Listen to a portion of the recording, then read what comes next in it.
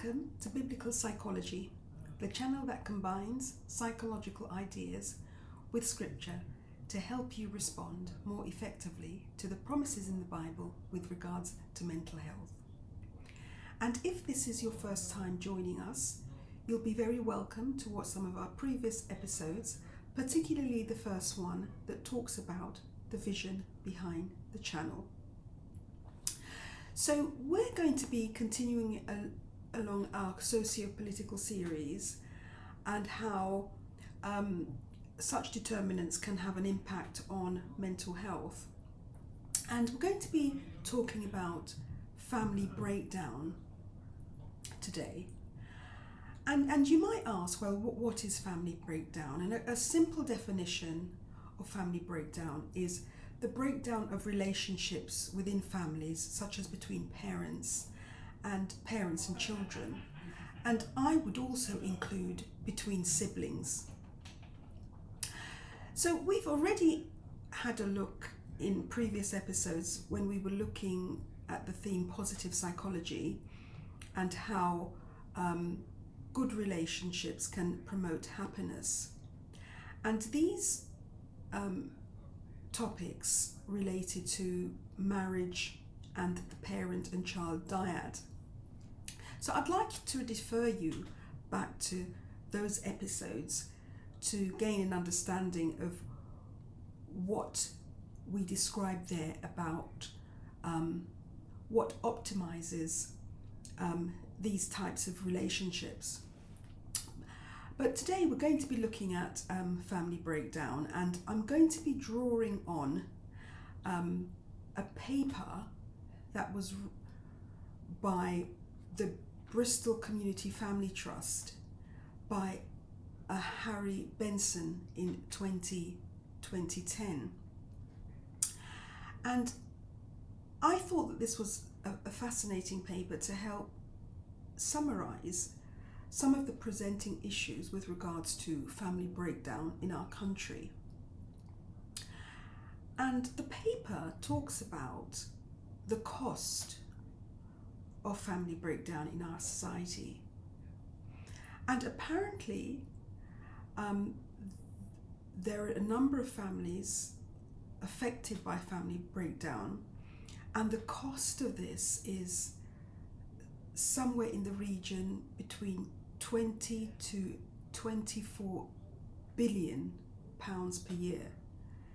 Now, that is truly amazing. And you might ask, well, what's that money being used for? Well, interestingly, I mean, I work in the family courts, and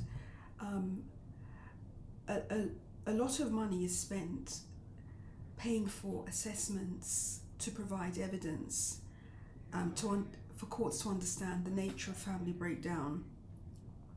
And I would say that a lot of the money goes into such services. And also social services assist families who have broken down.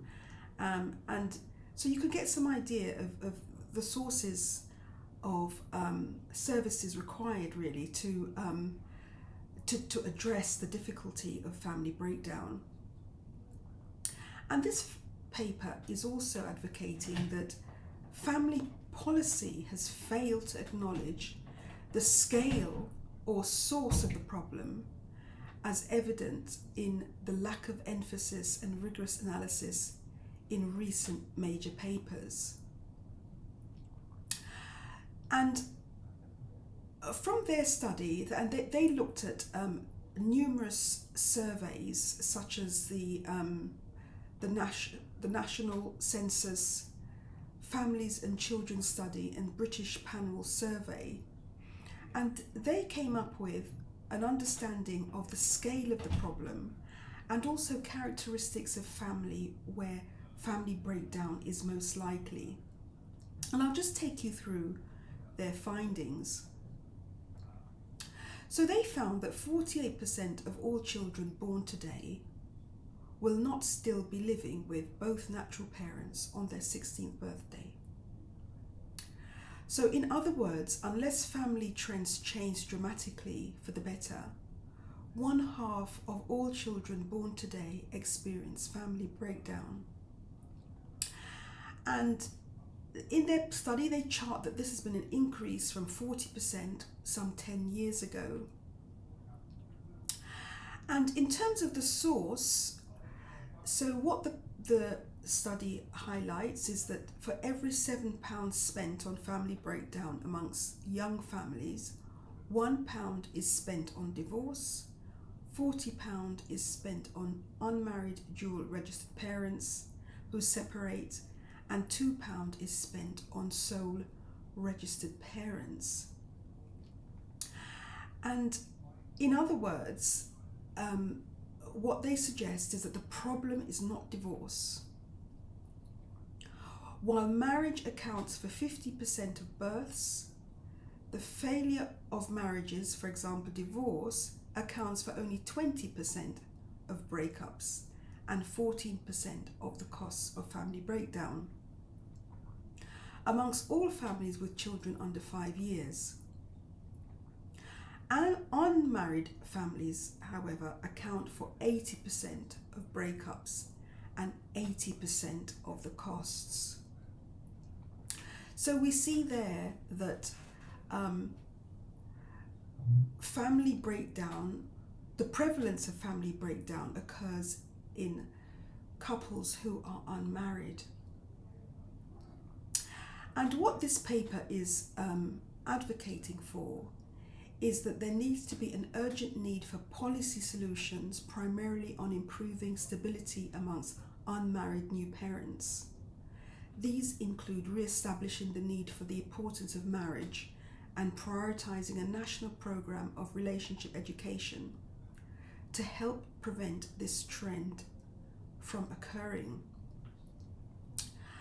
Now, I don't know what your reflections might be on those findings, but I think that they are starking.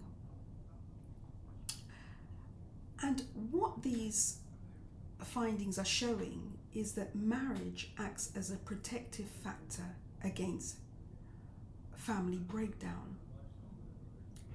Now, you might ask, well, why might that be? Well, as someone who adopts a biblical worldview, we will appreciate the biblical perspective on marriage. And this perspective advocates that marriage is a covenant relationship. So in other words, it's a promise that a couple make to one another, that they will commit themselves to each other for life. And it's a great responsibility to take to make such a commitment, because it's not just making a commitment to your spouse, but it's also making a commitment to your children, that you pledge and promise to stay together throughout the good times and the bad, and to provide a family basis that will optimize the health and well-being of all of its members. And this is quite a very sobering commitment to have to make when one enters marriage. And I think, judging from the trends that's occurring, where less and less people are wanting to get married, then it's likely that people may not wish to make this commitment to another person. And just like yourselves, I'm brought up in our society, and there are lots of different views around about relationships. And one approach might be a very casual approach to relationship. And so in our society, we have people who might just want to engage with the opposite sex for sex reasons without making any commitment, and just take a very casual approach to having relationships. But I have to say, what the research is showing is that a casual approach to starting a family has negative consequences. And you might say, well, what are those negative consequences? Well, there's been a lot of research on child development and how a child's development can be negatively impacted by family breakdown. And I'll just take you through a few of those. So with regards to mental health, there's been some studies by Akhtar in 2013 and Selkia in 2017, and these studies combined show that children can develop high rates of insecure feelings, depression, helplessness, and behavioral difficulties as a result of family breakdown. Somebody by the name of Ginart in 2014 found that children are particularly vulnerable to family breakdown, psychological and physical consequences such as sleep problems, confusion, aggressiveness, behavioural and academic problems, and fear of abandonment. And in terms of apparent factors, when family breakdown occurs, that there's an impact of family breakdown on children's development can be influenced by factors such as poverty, poor parent-child relationships, continued parental conflict, multiple transitions in family formation, and poor maternal mental health. And this was found by Coleman in 2021. And Pronzato in 2019 found that parental separation can have effects on a child's behavior as well. So what we see there from those studies that family breakdown can negatively impact children. And if approaching 50% of children in our society are experiencing family breakdown, what are we setting the next generation up for? My answer to that question is a pandemic of mental health difficulties. Now, interestingly, these findings play to the biblical worldview, because the Bible advocates for marriage, and I'll just read a verse from Hebrews 13:14, which states, "Marriage is honourable among all, and the bed undefiled. But fornicators and adulterers God will judge." So what that verse is telling us is that marriage is the model that God has provided for the spousal relationship. And it's also showing there that the bed undefiled. So my understanding of that is that intimate sexual relationship occurs just between the husband and wife. And it talks about adulterers, and adulterers refers to people who have sex outside of their marital context. So people who are married but then go and seek another partner outside of that marriage. And fornicators is actually what that word refers to in this context, is couples who have sex outside of marriage.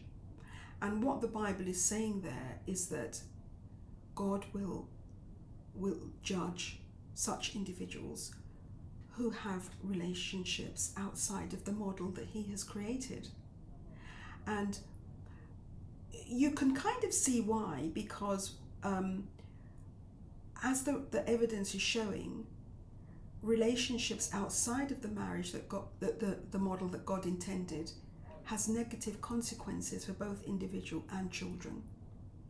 And it's actually doing injury to children. So just looking at some of the interventions that deem effective in preventing family breakdown, and interestingly, there seems to be a number of faith-based interventions that can help to prevent family breakdown. And there's also psychological ones as well, like family therapy. But just taking you through these faith-based ones.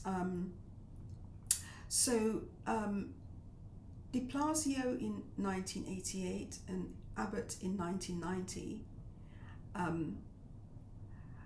from their study, highlight the positive influence of religious belief and practice on family breakdown. And from our episode on marriage and the parent-child dyad, this will give you some more detail about the biblical perspective on facilitating happy families. And Benham in 2019 and Steenberg in 2011, they further emphasise the role of faith in promoting mental peace and securing the family base. And I can see why that could make sense, because people with a biblical worldview and embrace the biblical model of marriage know that marriage is for life, and children can feel confident that they will have a consistent family throughout their life. And if you think about it, the marriage vow says for better, for worse, in sickness and in health. And now look the study by Soddy 1956 and Knight 2018. In their study, they discuss the potential impact of religious disaffiliation on family relationships and the need for effective communication and healing.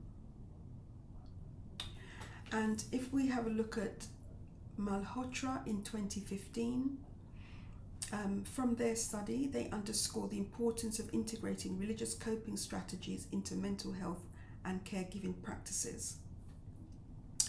And all I can say, if you want to know more about such strategies, a good start is with the Bible. And just to say that if after reading the stark evidence about those most at risk of family breakdown, and if you feel that you'd like to know more about the biblical perspective on families, then I would encourage you to perhaps get hold of a copy of a Bible, or if you know of someone who is a committed Christian, to talk to you some more about what the Bible says with regards to families. Okay, so that's all I would like to say today on family breakdown. And I mean, just in summary, I think that what we have talked about is that family breakdown is on the rise in our society. And this study from Bristol helps us to know what groups of people are most at risk of family breakdown. And it seems that family breakdown or marriage acts as a prevention against family breakdown, and this paper is advocating for governments to include within their policy the importance of how marriage can protect against this problem. It's important to be considered because the next generation of children will be at risk of a pandemic of mental health difficulties. So thank you for listening, and don't forget to subscribe, because that way you'll be notified of all the episodes coming up. Bye-bye.